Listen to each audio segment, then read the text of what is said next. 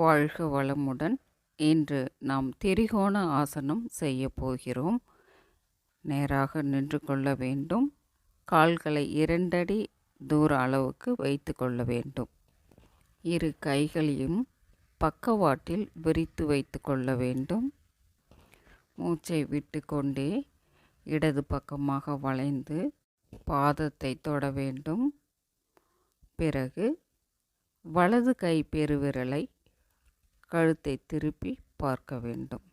இந்த நிலையில் சில வினாடிகள் இருந்துவிட்டு மூச்சை இழுத்து கொண்டே உடலை நேராக நிமிர்த்தி பழைய நிலைக்கு கொண்டு வர வேண்டும். இப்பொழுது மூச்சை விட்டு கொண்டே வலது பக்கமாக வளைந்து இடது கை விரல்களை பார்க்க வேண்டும்.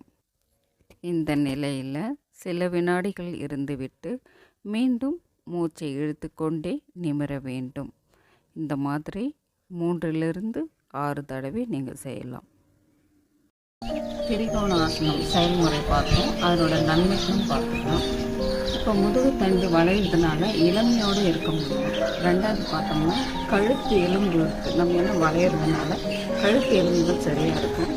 முதுகு தசை இருக்கிற அந்த நரம்புகள்லாம் நமக்கு நல்லா மேன்மை அடையும். அதுக்கடுத்து பார்த்தோம்னா நம்ம அடிநல் சுரப்பு இருக்கு இல்லைங்களா, அது நன்கு சுரக்கும். அப்புறம் எக்ஸ்ட்ரா இன்னொரு பாயிண்ட் நம்ம சொன்னோம்னா சில பேருக்கு மலச்சிக்கல் ஏற்படும். அப்படி இருக்கிறவங்க காலையில் எழுந்து 1 லிட்டரு வார்ம் வாட்டர் குடிச்சிட்டு அதுக்கப்புறம் இந்த பயிற்சி ஒரு 2-3 முறை செஞ்சிங்கன்னா உங்களுக்கு அந்த ப்ராப்ளம் சரியாகும். நீங்கள் செஞ்சு பாருங்கள். நன்றி, வாழ்க்கை.